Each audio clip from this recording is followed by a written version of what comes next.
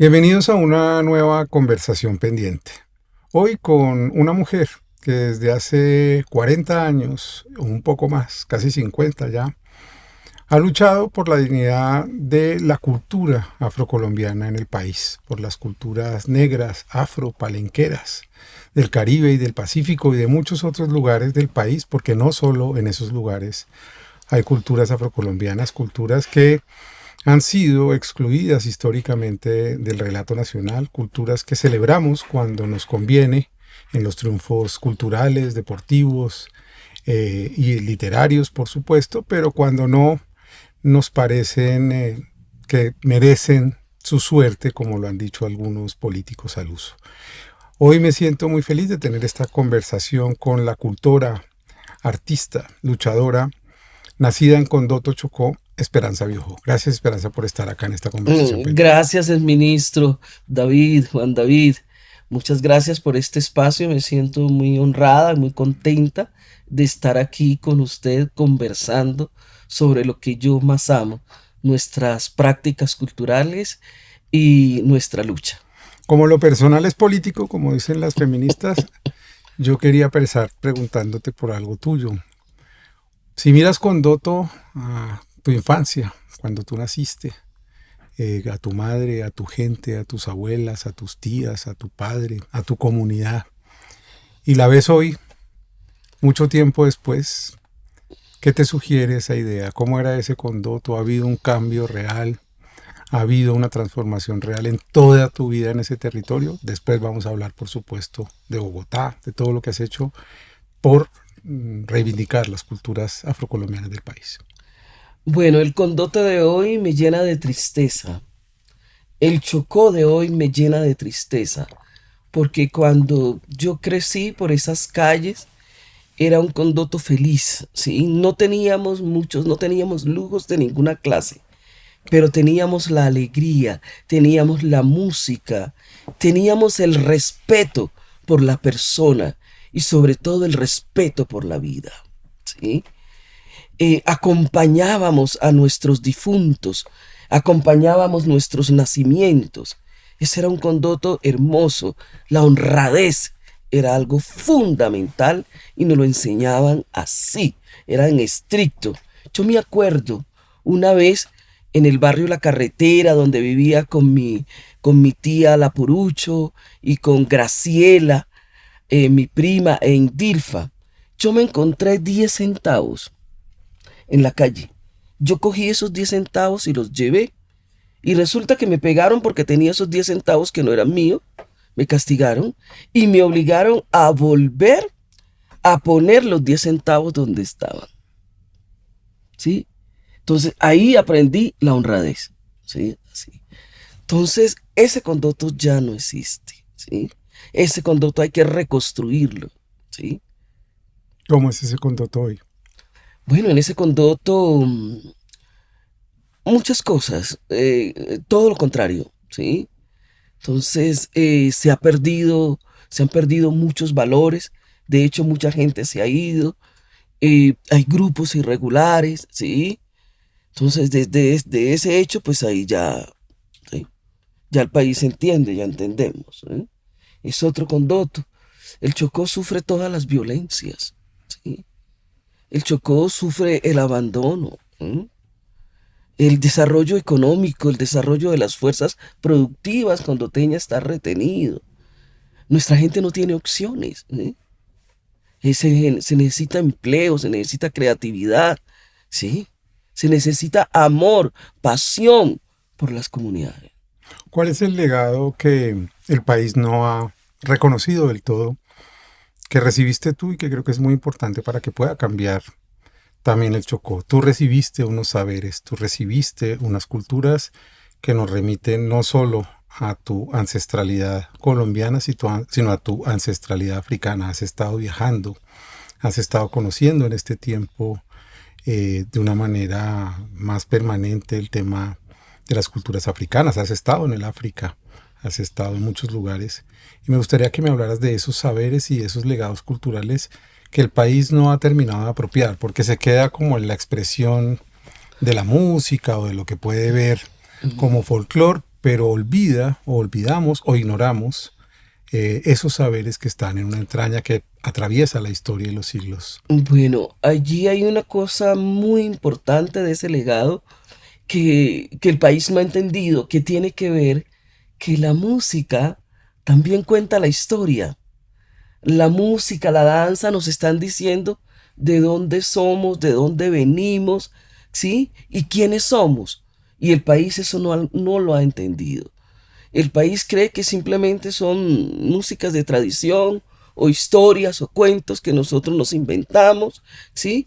Y que eso no sirve, que no vale la pena, que lo único que vale la pena es, en cierta forma, es la música comercial que se vuelve rentable, la música de la gran industria, ¿sí?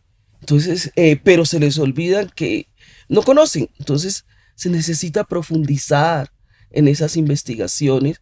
Por eso yo me hice una introducción en los ritmos y eso me ha permitido en la música, en los cantos, en las letras, ¿sí? Esas letras de supervivencia africana o afrohispánica y he salido, me metí, me zambullí allí y he salido al continente africano, a varios países, ¿sí? Y donde estoy haciendo unos documentales sobre la música. Por ejemplo, una cosa muy linda que en el viaje reciente me llevó al Congo. Esto tiene que ver con las culturas palenqueras, el lugar de Batata III, donde nació Batata III en Nepomuceno y se crió en Palenque de San Basilio. Es un canto que dice Chimancongo, Chimanluango, Chimiriluango de Angola, Wangungu me llamo yo, Wangungu me llama, cuando sota caimame, ele, elo, ele, Chimancongo de mi amor. Y resulta, entonces, que en Congo hay un lugar que se llama Luango. La canción te está diciendo Chimancongo, Chimanluango. Bueno, y este lugar fue el gran reino del Congo, que hoy esos territorios se dividen en 4 países, ¿sí? Era un estado, era un estado precolonial, por donde pasaron nuestros antepasados encadenados. ¿Qué dice ese mensaje? Este mensaje es que las canciones están contando la historia y se ponen a estar especulando, inventando muchas cosas y se les olvida que hay una memoria oral, que hay una resistencia cultural de gente que ha resistido a olvidar sus prácticas culturales porque es su identidad, porque es su cédula. Y se impuso una identidad colonial española en Colombia, que podría tener cosas buenas y que las tiene, por supuesto, pero que produjo violencia y produjo algo, y es una idea de que esa empresa criminal de traer millones de personas desde el África había sido una especie de accidente. ¿Cuál es esa conversación que ha tenido culturalmente el pueblo afrocolombiano y que no se lo ha escuchado suficiente, aunque tengamos la Ley 70 de 1993, aunque tengamos personas como tú, como Piedad Córdoba, como Carolina Córdoba hoy en el departamento del Chocó, como Arnoldo Palacios, como Manuel Idelia Zapata Olivella, Sí, y puedo descanso. mencionar muchos otros afrocolombianos hoy que están tratando de activar otra vez esa imaginación, no porque lo estén haciendo hoy, sino porque llevan décadas y siglos haciéndolo. ¿Cuál es esa sensación que tienes tú frente al país que impuso una cultura hispánica? Bueno, yo pienso que todo esto de la trata, de los safaris que hicieron, los safaris humanos que hicieron en África, la trata, la esclavización, es el más horrendo crimen contra la dignidad y la conciencia humana. Y que hay que reparar a las comunidades, hay que reparar a los pueblos afrodescendientes, ¿sí? Entonces, eso pienso yo, que eso fue horrible y que hay que repararlo. Ahí se necesitan los perdones. Ahí sabemos quiénes son las familias que participaron en esos asesinatos, tanto culturales como físicos. en todas esas violencias, esas violaciones, ¿sí? Todo ese sistema. Entonces, eso está allí. Aparte de eso, nuestra gente, a veces no somos lo suficientemente escuchados, ministro. David, no somos lo suficientemente escuchados o somos escuchados un momentico y ya se acabó porque no hay tiempo, porque o nos dicen no son solo ustedes, somos muchos más, estoy de acuerdo, somos muchos más, pero sí necesitamos unos tratos de dignidad y que no nos arrinconen o nos embotellan en el tema de que los grupos étnicos, las poblaciones, entonces llegan y nos meten en este vaso a todos, las poblaciones. Y luego ponen un presupuesto chiquito que se vuelve la tapa. Ujú. Entonces tú quedas embotellado. ¿Mm? Como si la población no fuéramos todos los colombianos. Exactamente. Como si la Constitución no dijera, nosotros, los colombianos somos todos. ¿Mm? Eso nos han enseñado, ¿sí?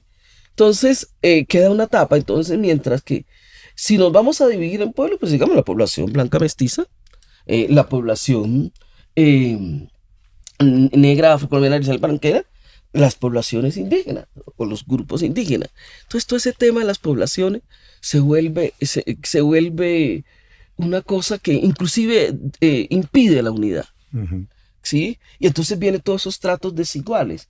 Entonces, por ejemplo, en el marco de la lucha, la resistencia por la inclusión que hemos venido dando, durante el gobierno del expresidente Samper, había una gran oportunidad que era la de crear el ministerio, esa era una meta.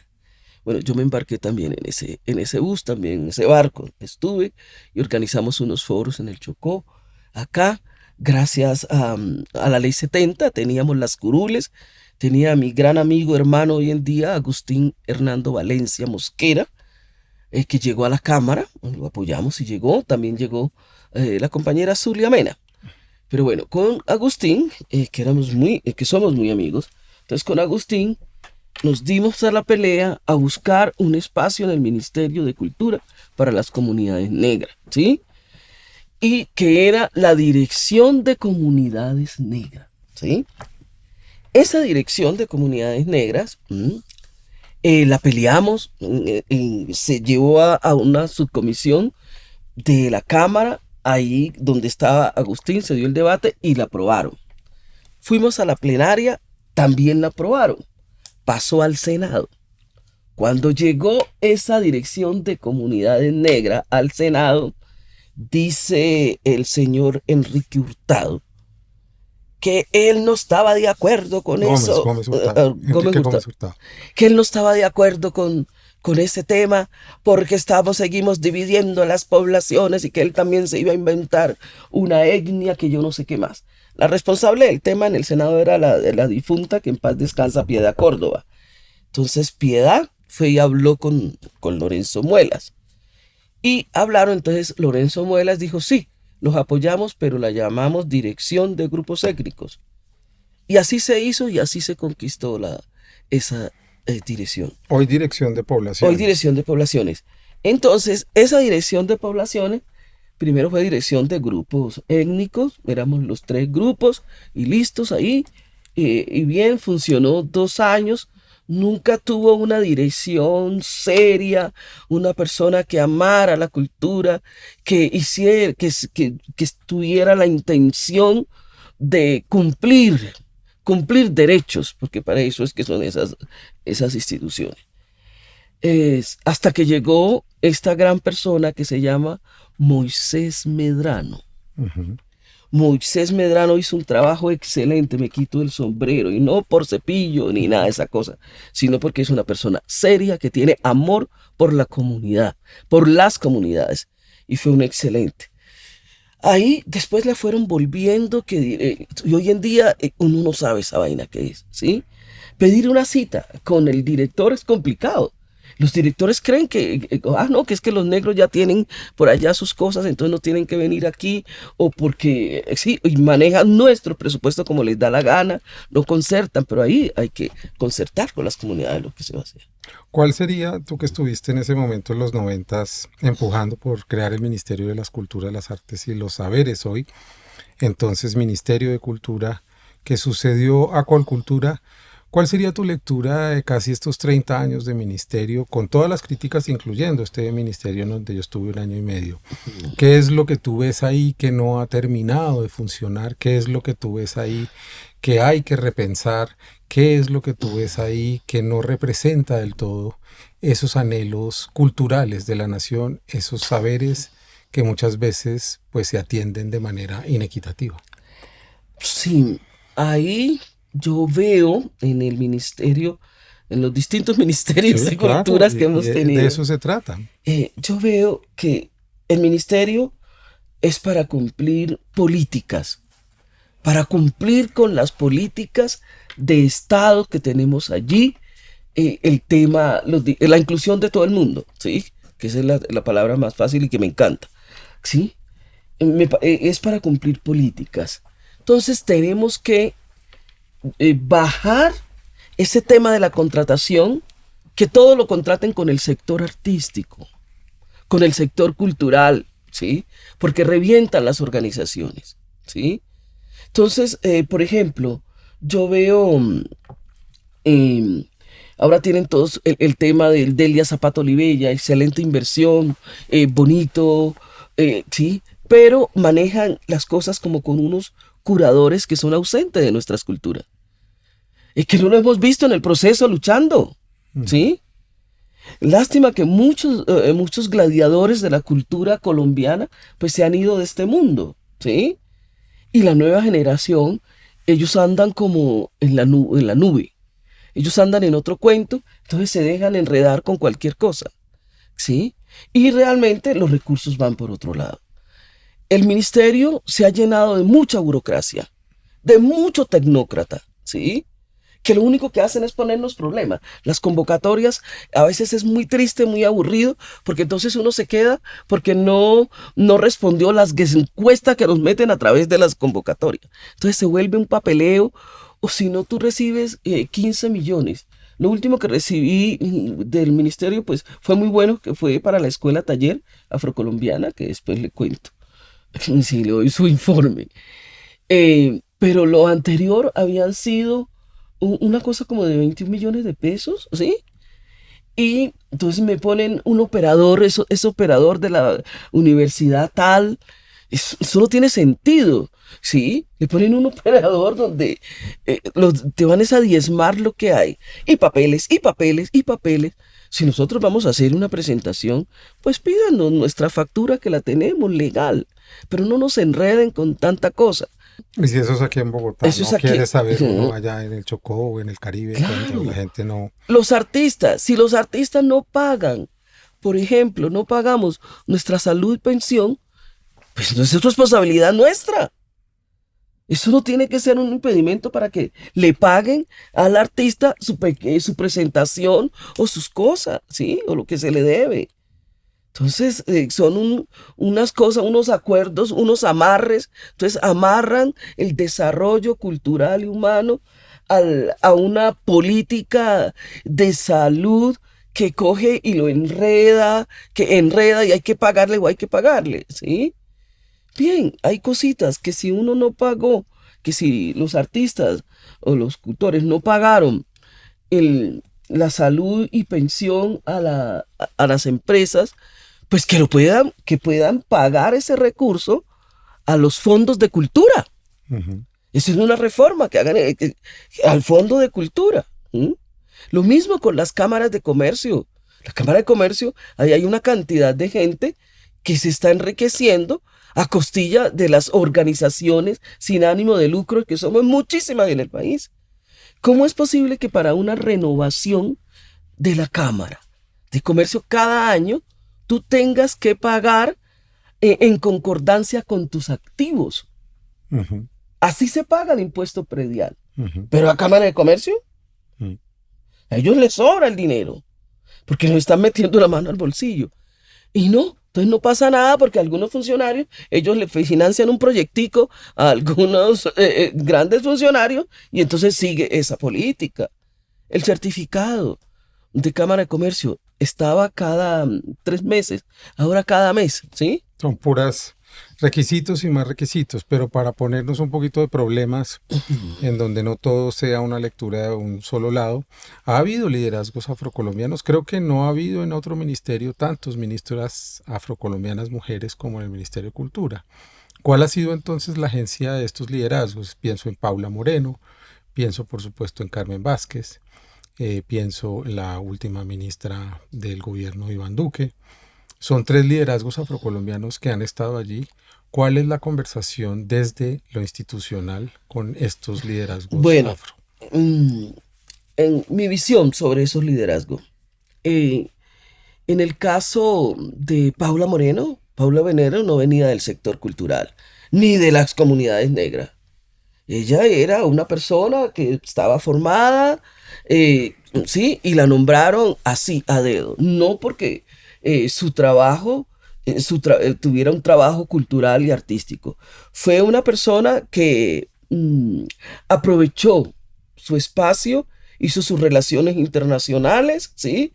Inclusive tuvo una beca, se dio una beca, ¿sí? Se dio una beca internacional para seguir estudiando en Estados Unidos, que las becas son para repetirlas. Si yo soy ministra, yo creo que yo no necesito una beca para ir a estudiar. Algo me tiene que quedar de mis honorarios, ¿no? Para eso. Ella se dio una beca y ahora pues está haciendo un trabajo apoyando a los jóvenes en carreras universitarias o especializaciones, que es bueno, pero no es una persona que ame la cultura y las artes, ¿sí? O que tenía una trayectoria de trabajo, se hubiera distinguido por ese trabajo. Era una persona común y corriente, un profesional común y corriente. En el caso de Paula, bueno, ya hablamos de Paula, ¿cuál es la otra persona? Carmen Vázquez. Carmen Vázquez es una mujer bonita, ¿sí? Que siempre quiso ser reina, o que fue reina, ¿sí?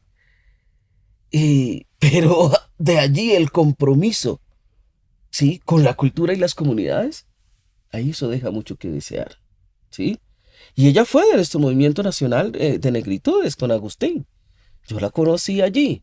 Inclusive yo le presenté a Carmen Vázquez el proyecto de Museo de las Culturas Afrocolombianas, ¿sí? Se lo presenté y ella ¿qué hizo? Lo adaptó para el Valle. Pero esa es una iniciativa mía y tengo testigos, tengo las evidencias de las radicaciones, ¿sí? El Eso, Museo Afro que quedará, se está construyendo en Cali. el Museo Afro. Un museo afro que se está haciendo o sea, con gente que no tiene nada que ver con el museo. Con gente que no ha sentido, no ha sentido la discriminación en la piel, ¿sí? Que no distingue, hay muchos que están ahí metidos en eso, no distingue una escultura congo de una escultura yoruba, ¿sí?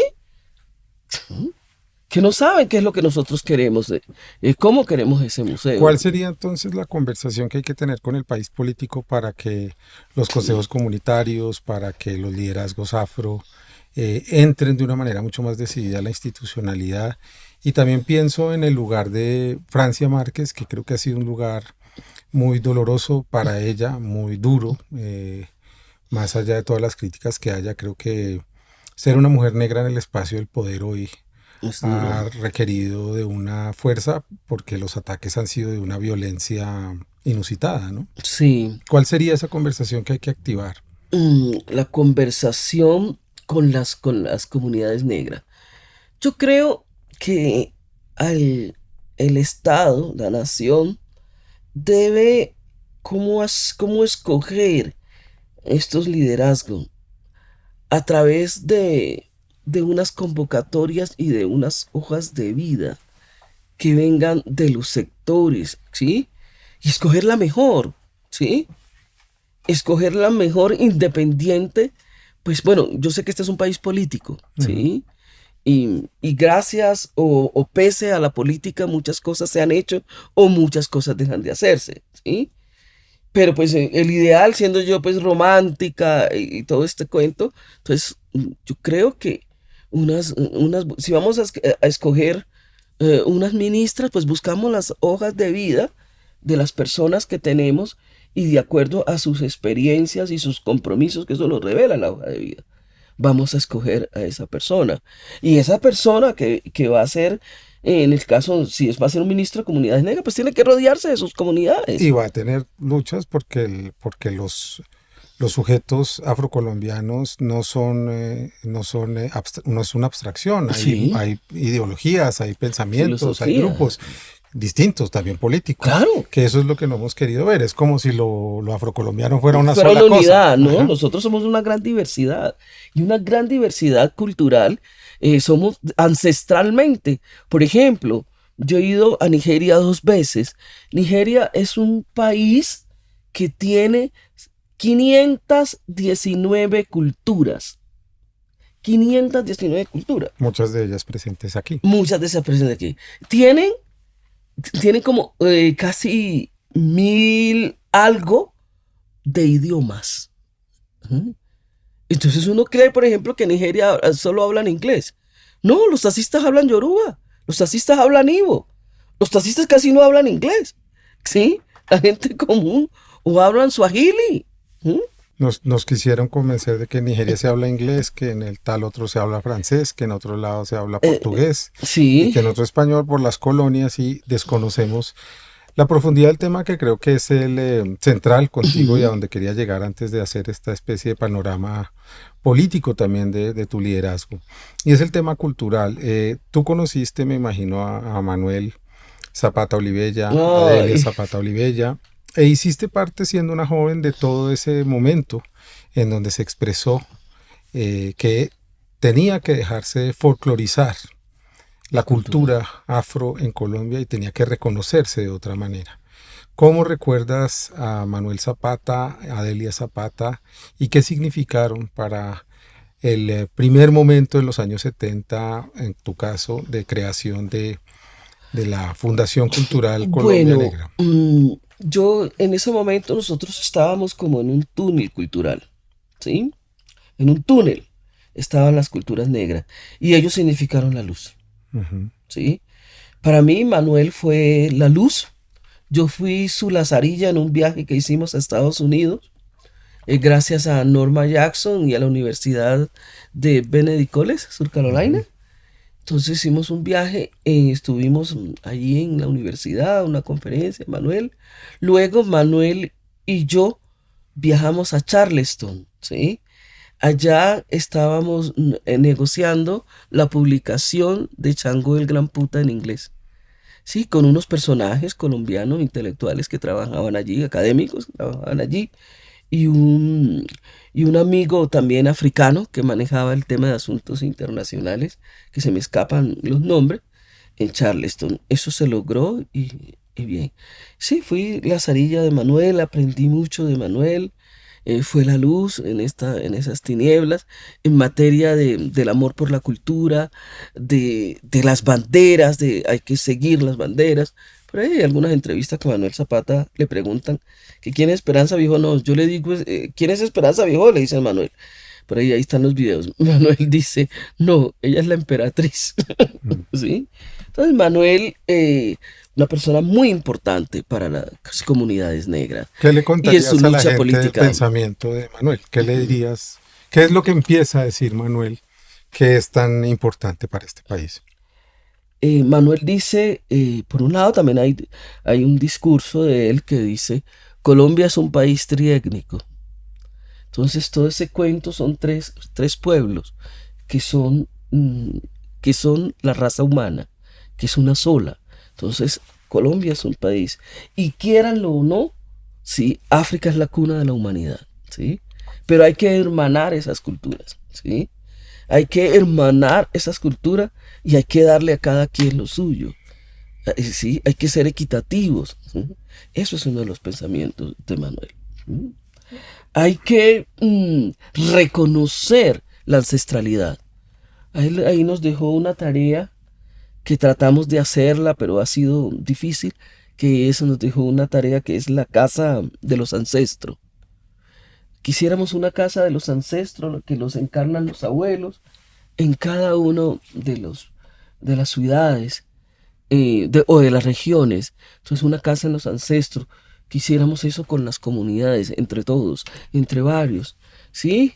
Esa es una de las tareas que nos dejó Manuel. Otra de las tareas es ese lazo hay que construir esos puentes con la cultura ancestral, con África.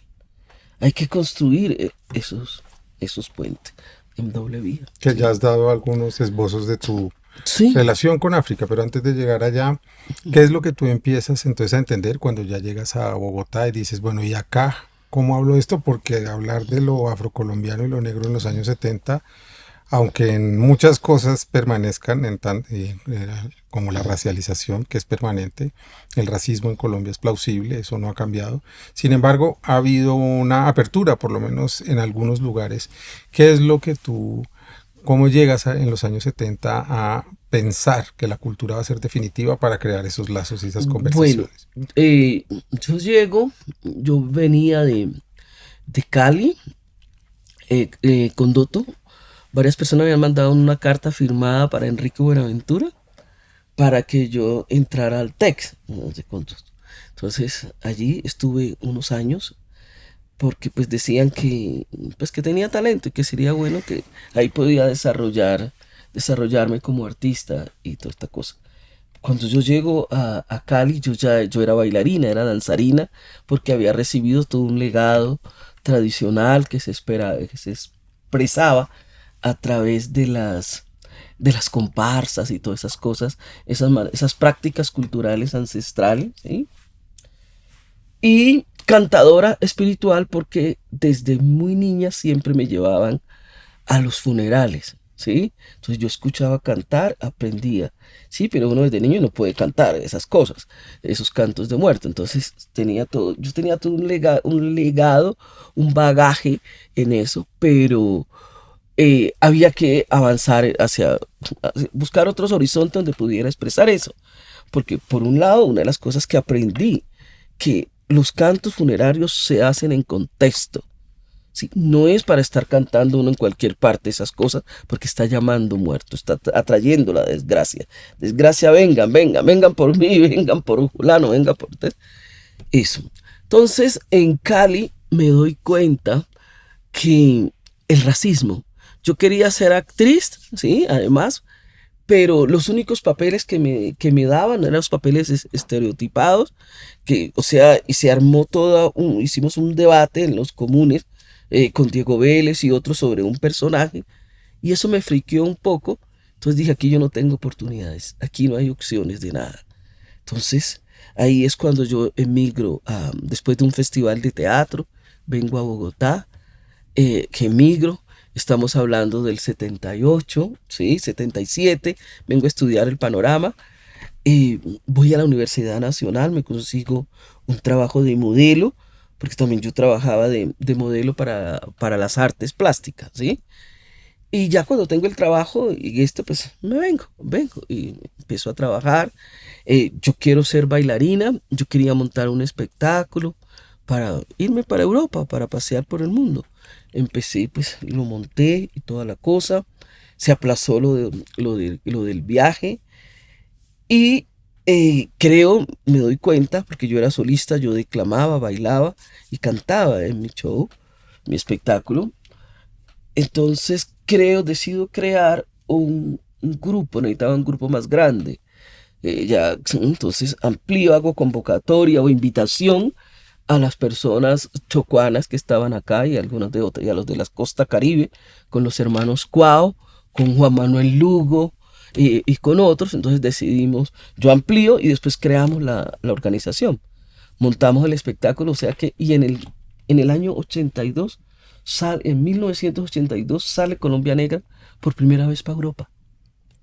¿Sí? Yo de directora con un espectáculo coreográfico, musical, nos lleva Cheriscas Nadar, que fue reconocido por la UNESCO, y François Grun, que ellos dirigían la Casa de la Cultura de Rennes, e hicimos toda una gira como por 6 países, ¿sí? Y ellos después crearon la Casa de la Cultura del Mundo, el Maison de la Cultura ahí en París, y ahora la están trasladando porque el tema de recursos pues ya no hay. Ya no puede haber Casa de las Culturas en París. Sí. Es tan caro y tan neoliberal todo que ya ese espíritu de acoger se ha perdido. Entonces, pero en el año 82 sale Colombia Negra, para Europa. Todavía no estaba ni Guayacán ni Nietzsche. Aquí los únicos que salíamos al exterior en esa época era Sonia Osorio con el Ballet de Colombia, que se lo financiaba el Estado. Salían los hermanos del vallenato, que uno de ellos murió. Sí, ¿Escalona o quién? no, de Escalona no, salía, el Escalona compositor, salía Binomio de Oro, Ah, los del Binomio de Oro, eh, Binomio de Oro, después aparecen Nietzsche y Guayacán y ellos empiezan también a abrir fronteras. que esa apertura de las fronteras acá en Bogotá es clave porque tu casa o la casa de ustedes se va a convertir en un centro de reunión y de expresión de muchas culturas, porque son culturas, no son la misma, Sí, afrocolombianas. así es, Entre ellas la rumba. traían la rumba. Ujú. ¿Cómo Entonces, ocurre ese momento de la rumba y en la Macarena en donde la casa cultural, el quiebracanto, la teja se convierte en una especie de movimiento de resistencia a través de la rumba? bueno, ese movimiento de resistencia en la Macarena lo inicia Gilberto Vieira, el hijo de Gilberto Vieira, ¿sí? Con Olga Samper, que es su esposa, ay, Carolina, bueno, otras personas, y crean la Casa Colombia. Ujú. ¿Te acuerdas? La Casa Colombia. Pues yo fui de las últimas danzarinas de la Casa Colombia. Sí, porque ya las otras se habían ido para Europa y bueno, entonces me tocó. Después la Casa Colombia se convierte como en el Café de los Poetas. El Café de los Poetas creo que no dura mucho y se transforma en la Teja Corrida. Y en la Teja Corrida se abre ahí era IOS, era Juan Manuel Lugo, Mies, era Andrés. Andrés Uribe Ujú. y Jorge Ramos eran los socios de eso. Y eso se vuelve un centro. Ahí pues arranca también Guayacán, nace. Tocaba en la Teja Corrida, pero ensayaban en mi casa, ¿sí? En mi casa donde yo tenía Colombia Negra. Y por ahí pasaban el Son del Pueblo, muchos grupos, y se volvió un referente muy importante para la rumba y la supervivencia de los músicos en Bogotá. Pero ¿Sí? también para la comprensión Eh, profunda de lo que significaba la música en- afroantillana, afrocaribe, afro del mundo, ¿no? Yo creo que ahí sí, cuando uno siente, cuando uno baila, cuando uno canta, empieza a comprender. sí, ahí se convirtió, la gente empezó a buscar a entender esa religiosidad, ¿sí? Que ha tenido siempre el pueblo negro, porque el cuerpo pide bailar cada 8 días, ¿sí? Eso es parte de la religiosidad vivida, ¿sí? Entonces, y así como en algunas religiones cada 7 días tienen que orar, esta también en la cultura hay los orishas, los dioses, los ancestros piden que el cuerpo se mueva sí, cada 5 días, ¿sí? Entonces, la fiesta, la rumba, porque nosotros, como pueblo afro, sin poder danzar, sin poder cantar, nos enloquecemos, nos enloquecemos. Entonces, por ejemplo, usted ve cuando la gente se va a trabajar al exterior, ¿sí? Se van a Estados Unidos o a Europa, que se esclavizan, ¿sí? Se esclavizan. Cuando llegan, hacen unas fiestas, ¿m? Que se enloquecen. No ¿M? tienen cuerpo allá. Sí. Entonces, Pierden el cuerpo. Es, entonces para mí esos fueron unos sitios también de reconocimiento a esa música, a esas culturas y a esas culturas de las regiones. Ahí fue en Casa Colombia y la Teja Corrida estuvieron Toño Fernández, ahí conocí a Toño Fernández, el original de los gaiteros de San Jacinto, los primeros. Con ellos alternamos en el año 83 en el Teatro Colón como invitado especial de Colombia Negra. Hicimos un espectáculo maravilloso.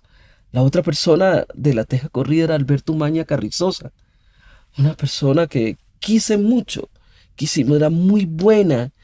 Él y Ervin Gogel eran mis fiadores. para pagar esos arriendos de esas casas. Eran muy solidarios. Bueno, Ervin todavía vive y seguimos trabajando juntos. Y bueno, es mi maestro en el tema audiovisual, es mi mentor, al que le agradezco y le debo mucho la paciencia porque yo soy un poquito terca también. Esa mixtura entre lo urbano y tu cultura ancestral profunda me hace pensar en que regresemos otra vez a tu memoria. ¿Cuáles son esos legados y de quién recibiste todos esos legados? ¿Y por qué no me cuentas cuál es ese tipo de legado en lo religioso, en lo musical, en lo corporal? Porque esa es otra de las características que a veces tenemos en las personas andinas, ¿no? Englobamos todo en como que lo afrocolombiano sí es, cree en la santería, le gusta bailar y toca tambores. Y hay una diversidad cuando uno comprende el África, pero comprende también el relato, que es un espejo aquí, Ujú. tan grande que a veces no queremos investigar, no queremos. Obviamente ha habido grandes antropólogos en el país, gente que se ha metido con los ritmos, músicos que han ido a trabajar también Mm, desde aquí a allá. Ha Luis habido una Antonio conversación muy Escobar, rica. gran musicólogo, Luis Antonio Escobar. ¿Cuáles son esos legados que tú empezaste a recibir? ¿Qué es lo que recibiste tú como niña de esos saberes y cuáles son esos saberes que tú recibiste? Bueno, como niña yo lo primero que recibí fue eh, el despertar al ritmo. ¿M? Cuando se está en el vientre, ¿m? Las mamás hacen unos sonidos, o las abuelas o las tías, unos pequeños ritmos, ¿sí? Sí, unas Está, cosas, unos sonidos, y le hablan se le habla a la barriga. Entonces, desde a la mujer embarazada se le habla, y desde allí uno empieza a percibir el ritmo, ¿sí? Lo empiezan a iniciar. Entonces, el mayor legado que de las culturas y que yo he recibido es el dominio del ritmo, ¿sí? Esa pa, pa, pam, pa, pam, pam, pam, tum, tu, ta, todo ese tum, tum, ¿sí? Eso, ¿sí? tú naces con ritmo. Sí, yo nazco con ritmo, eh, y muchos de las culturas nacemos con ritmo. Hay unos que los desarrollan o agudizan y otros que no. Eso. Entonces, cuando uno ya es un bebé de 5, 6 meses, la mamá o el papá, la forma de acariciar, ahí va el mensaje. Entonces, te paran aquí o te paran aquí. ¿Sí? Ahí ahí va el ritmo, ¿sí? Luego, cuando uno ya es más grandecito, vienen todos los juegos, ¿sí? Los juegos propios de la cultura, que es para uno interrelacionarse, pero todos están parados en el ritmo. El canto para dormir, ¿sí? También te arrullan, te cantan, ¿sí? Que muchas culturas arrullan y cantan, Mm. pero no tienen esa cosa del ritmo que se le inyecta al, a la persona afro que nace en contexto de su cultura, de su pueblo. ¿M? Y eso tiene que ver Ese con la legado, religiosidad, ¿no? eso tiene que ver con la religiosidad y lo más importante en las culturas africanas que nos diferencian de todo el mundo es ese gran don del ritmo, ¿sí? El ritmo, el canto, todas esas cosas. Otra cosa que yo recibo desde niña es que entiendo de que los cantos, no todos los cantos son iguales. No todos los cantos son para todos, ¿sí? Hay unos cantos y unos ritmos que son para los funerales. Hay otros que son exclusivamente para las fiestas, para el matrimonio, ¿sí? Otros que son para el nacimiento. Y otros que son es para el entierro, para la muerte, ¿sí? Que lo dije, lo mismo que lo de los funerales. Entonces, eso, o sea que hay varios estadios, ¿sí? A medida que uno crece, uno sale de una puerta, entra otra, entra otra. O sea, lo que llaman los antropólogos los ritos de paso. Y que uno no los debe alterar, ¿sí? Porque, o sea, abre otras dimensiones, ¿sí? Y después no sabe cómo cerrarlas. ¿Sí? Entonces, eso es parte del legado que yo he recibido.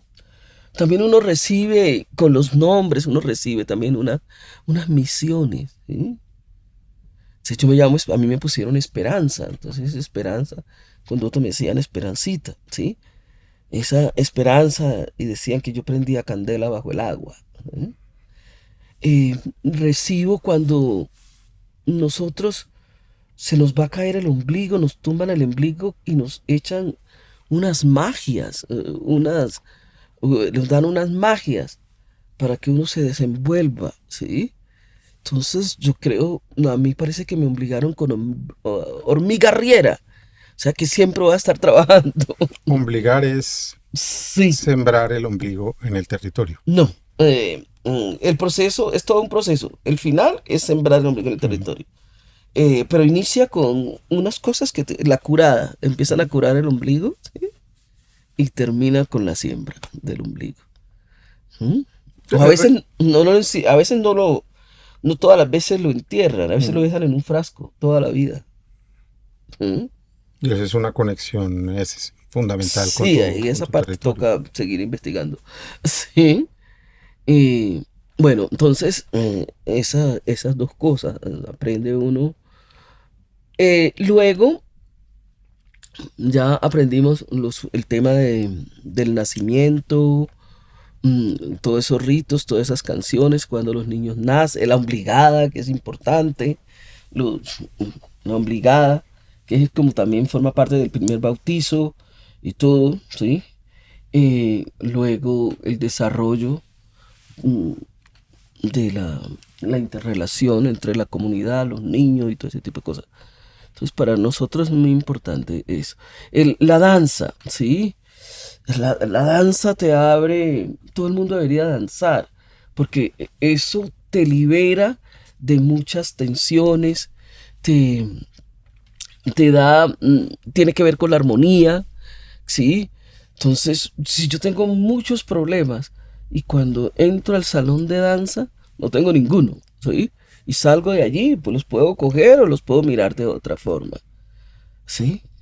Es la actividad de moverse. Si uno que está mucho tiempo sentado le duelen las rodillas, ¿sí? Entonces, el ritmo es para uno moverse, ¿sí? No es para quedarse ahí estancado. Entonces, eso. Una de las maneras de exclusión y de estigmatización de los pueblos afrocolombianos ha sido someterlos a la idea de que sus saberes son superstición, magia, tratativas con el demonio, según la religión católica en la que mayoritariamente ha crecido esta cultura desde hace 5 siglos. ¿Cuál ha sido la conversación que ustedes han tenido con esa iglesia que se impuso en sus territorios y cómo han logrado mantener también sus propios saberes y luchar contra esa estigmatización que los ha sometido a ser brujos o brujas o seres que creen en cosas que no están legitimadas por el relato oficial? Bueno, bueno, allí esto depende. Si vamos a hablar de la religiosidad, la religión y todo ese tipo de cosas, ahí sabemos de que la regla de Ocha, ¿sí? El tema de Ifá, la religiosidad, la religión yoruba, ¿sí? Y qué hicieron para sobrevivir aquí, ¿sí? En las Américas. Por ejemplo, los cubanos, los yorubas cubanos o los congos, ellos se escondieron, a Changó lo escondieron en Santa Bárbara, ¿sí? Entonces le están rezando, que a eso se le llama la ocha. Le Santa están Bárbara rezando a bendita. Changó, pero sí, y aparentemente el que no entiende está rezando a Santa Bárbara, ¿sí? El sincretismo, ¿sí? A través del sincretismo. Lo mismo pasó acá. Entonces, por ejemplo, en el sur del Pacífico, y en todo el Pacífico, imagino, ¿sí? ¿Qué hicieron? El proceso de evangelización. Entonces la gente sobre los cantos, por eso uno dice, en la música del sur del Pacífico, siempre Santa María, San José, San no sé qué más, todo esto, ¿sí? Entonces les tocó los ritmos, esconder las canciones católicas, las canciones africanas las escondieron en las canciones, en las letras católicas, ¿sí? Para poder honrar a los santos, ¿sí? Entonces, por ejemplo, se dice zapacho. Zampacho dicen que era Ogún, ¿sí? Entonces, sobre la fiesta, tal vez incipiente que tenían de Ogún, le montaron a Zampacho. Entonces uno ve ese despliegue tan hermoso que tiene Zampacho y uno dice, pero ¿cómo esta fiesta va a ser una fiesta religiosa? ¿Sí? Es porque detrás hay otras, que a veces que la gente no lo sabe, hay mucha gente que no sabe eso. Y cuando tú vas a África, para entrar al tema de tus viajes a África, la conversación es bastante fluida en ese sentido. Digamos, hay una conciencia de lo que tú sabes y ellos saben, pertenece a esa cultura y hay un intercambio muy rico. ¿Cómo han sido esos intercambios con África? Un continente que Colombia en relaciones internacionales ha mirado realmente muy poco. Muy poco, bueno, yo la primera vez que fui al África fui a Sudáfrica, ¿sí? Fui a Sudáfrica, en Sudáfrica a, a conocer, fuimos en el tema de la... Yo formo parte, que pues no sé por qué no han convocado, en el Comité de Expertos de la Diáspora Africana, de Unión Africana. Entonces nos reunimos allá para todo este tema de la sexta región, ¿sí?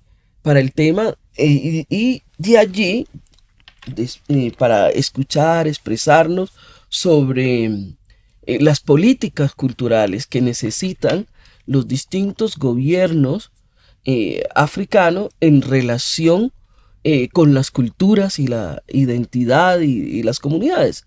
Entonces, una de esos logros es que declaran a los afrodescendientes de las Américas como la sexta región, ¿sí? Otra es toda la política de museos, ¿sí? Ahora se están haciendo los museos. También la recuperación de toda La valoración también. de todo eso. Entonces están haciendo museos tanto en África como en la diáspora, ¿sí? Ujú. La importancia de eso y los declaran patrimonio, declaran cosas. Entonces, eso es una parte, ¿sí? Lo otro, lo otro es que nosotros tenemos que reconstruir el afán por saber de dónde vengo. Yo siempre he devorado toda la literatura, lo que se ha escrito y de historia, lo que viene de África, ¿sí? Que habla de África.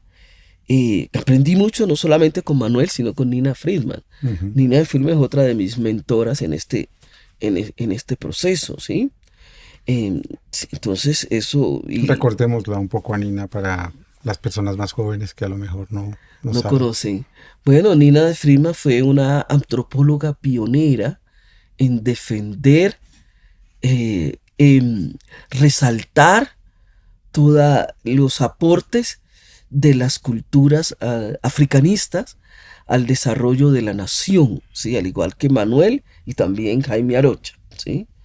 Entonces Nina fue una mujer maravillosa. Mis encuentros con Nina, cuando yo estreno en el Teatro Colón un espectáculo que se llama Fiesta Santera. Yo no conocía a Nina, ni Nina me conocía a mí.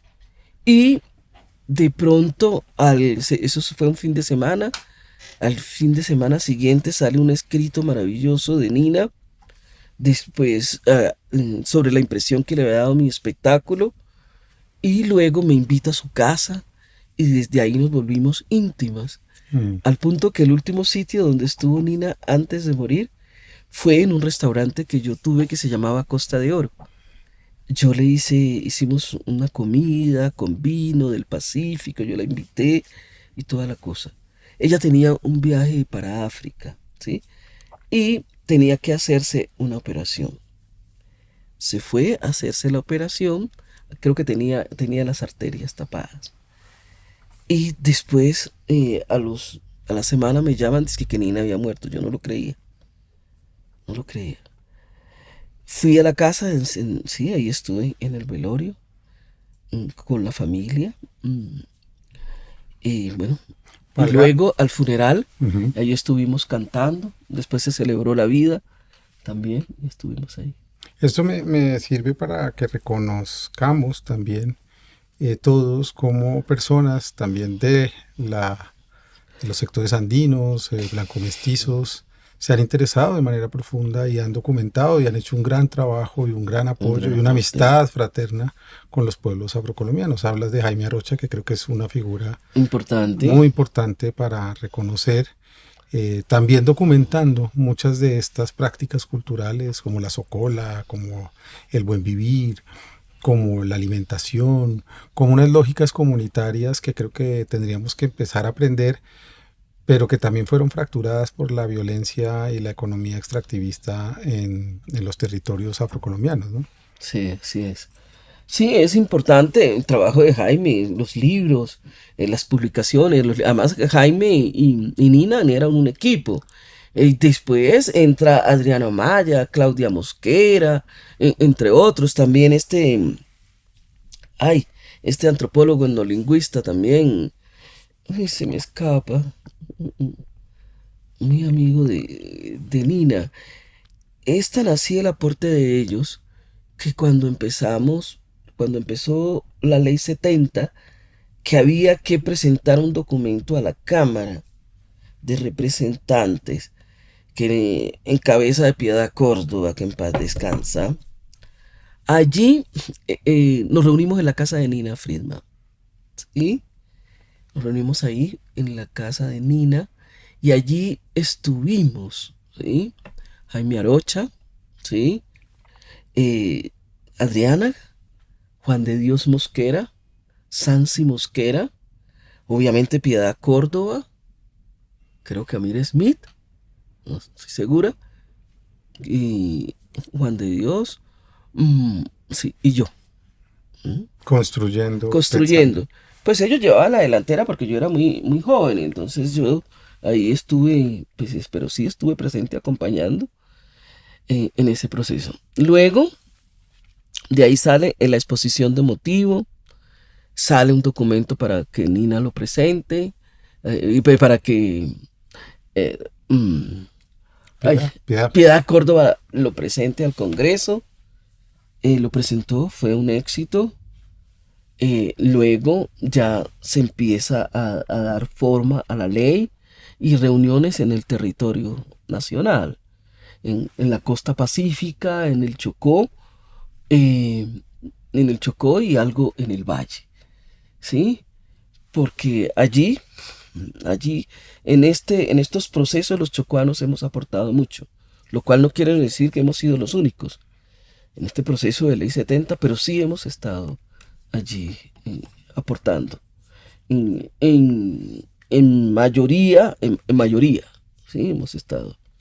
La ley 70 de 1993 es esencial para reconocer, por ejemplo, los territorios comunitarios, los consejos comunitarios como formas de organización afrocolombiana y culturales. ¿Cuál es tu lectura 32 años después de la creación o la promulgación de esa ley 70 que ha sido definitiva, pero que también se ha quedado muchas veces como algo que ya se hizo y que no hay que seguir pensando? Creo que acá en este gobierno, yo mismo estuve en un foro en la Universidad Nacional como ministro en el 2023 cuando se conmemoraron o celebraron los 30 años de la promulgación de esa ley. ¿Cómo ves tú esa ley a la luz de hoy, de los tiempos que corren? Bueno, la ley 70 es la máxima conquista que hemos tenido como pueblo negro, ¿sí? La ley 70 es una obra de arte, ¿sí? Que muchas personas que no conocen la lucha y que de pronto no se sienten representados, es otra cosa, hay algunos. Pero la ley 70, ¿qué ley te asegura que te den tierras, por Dios? ¿Sí? Eso es totalmente revolucionario, ¿no? Eso es una maravilla. Y se han adjudicado muchas hectáreas de tierra, ¿sí? 3.000, 7.000, ¿sí? Ha sido una cosa... Las que sea, pero se ha avanzado, sí, claro. Se ha avanzado muchísimo. Eso, el tema de que la cátedra de estudios afrocolombianos, ¿sí? Eso es una berraquera, ¿sí? Que la gente, ¿para qué? Eso sirve para disminuir la discriminación hacia nuestra gente, para valorar los aportes que se han hecho a través del tiempo al desarrollo del país desde las comunidades negras. Eso es una maravilla. Hay personas que dicen, no, es que yo no soy negro, es que yo soy afrocolombiano, es que yo soy Pero pues tú sabes que el proceso de esclavización nos convirtió en bestias de carga, en animales, ¿sí?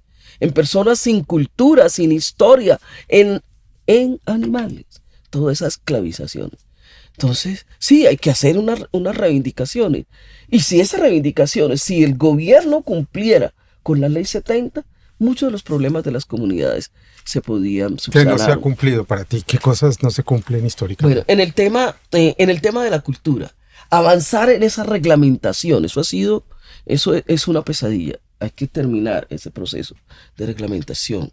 En el desarrollo de los consejos comunitarios, el desarrollo de las organizaciones de base que plantea la ley.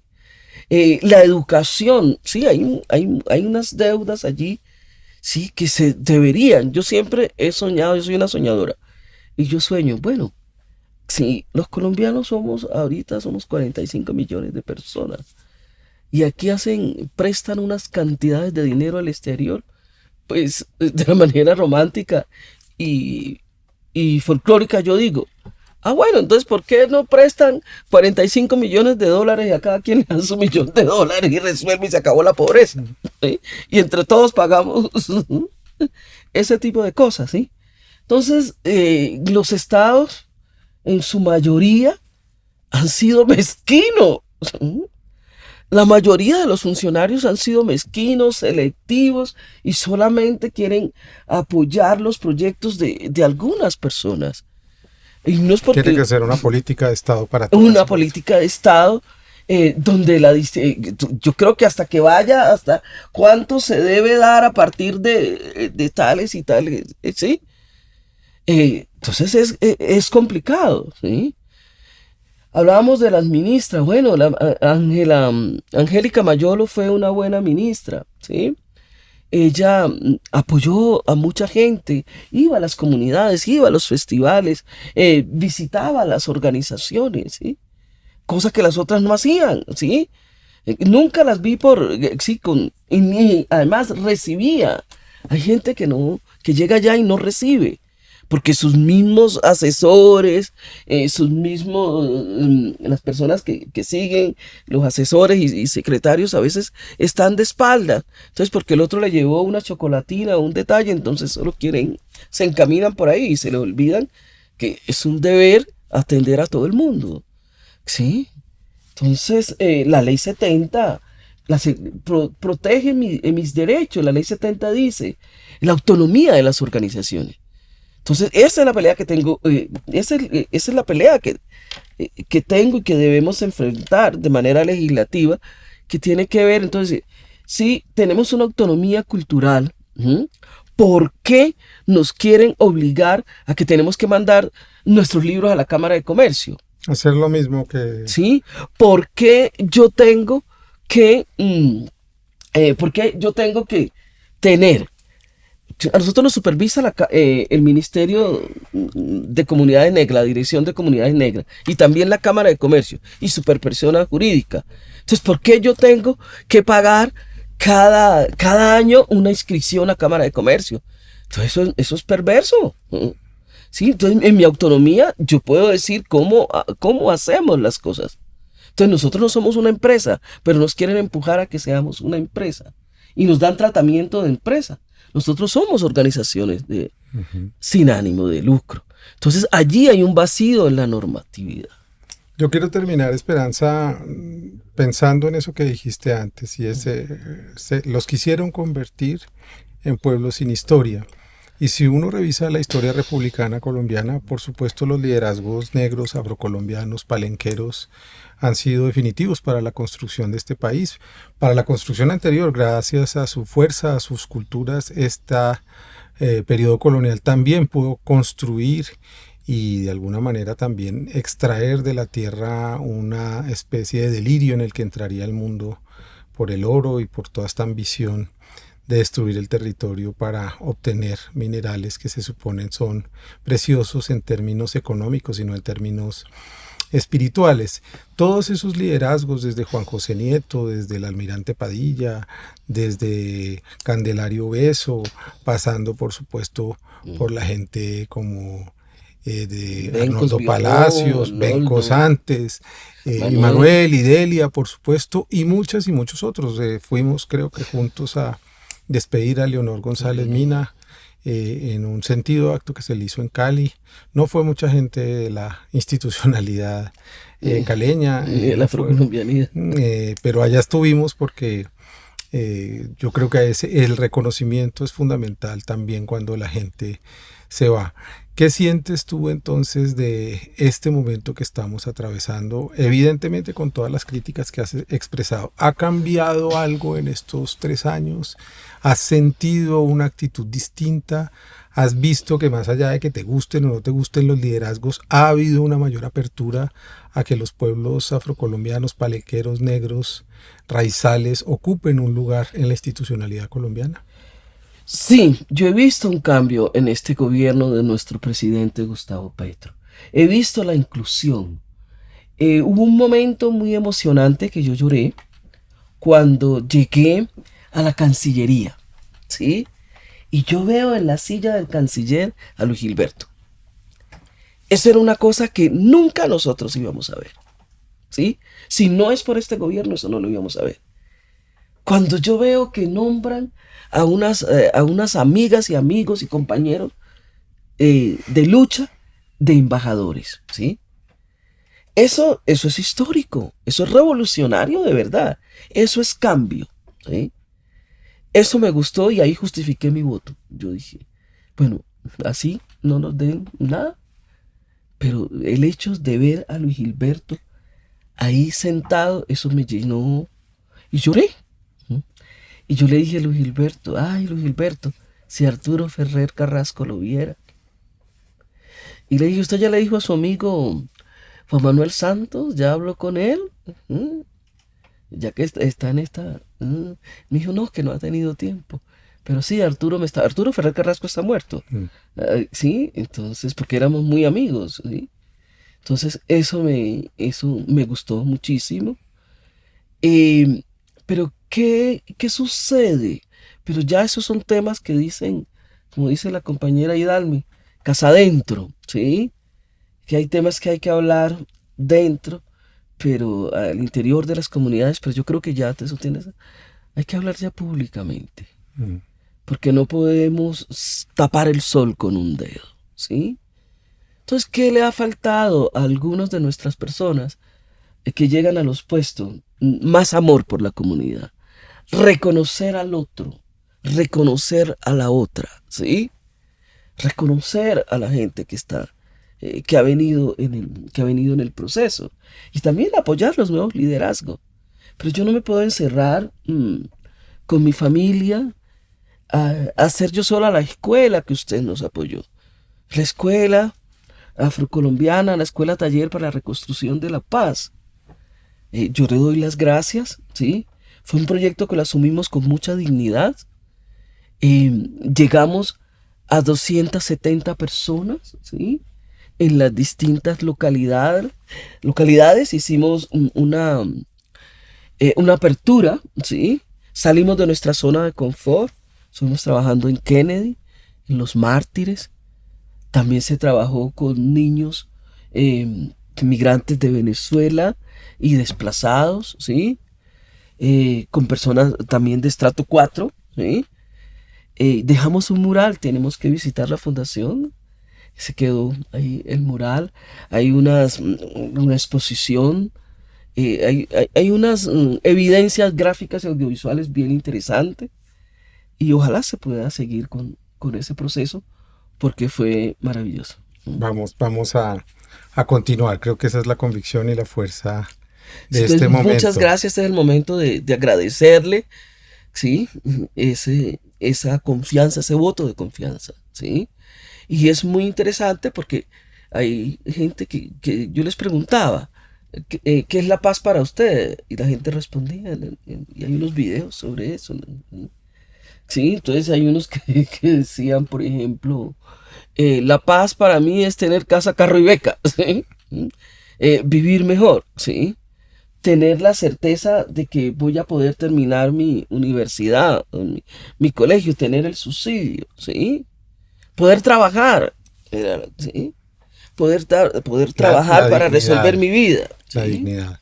La dignidad que seguramente está en esta última petición que tengo, por supuesto, si quieres hacerla o no, pero como estábamos transportados también a través de la profundidad de la cultura, a mí me gustaría que nos despidieras con un arrullo de condoto, con una despedida adecuada para que no nos despidamos de una manera tan formal o con un canto para este momento corto y despidamos esta conversación pendiente con una voz tan bella como la que tienes.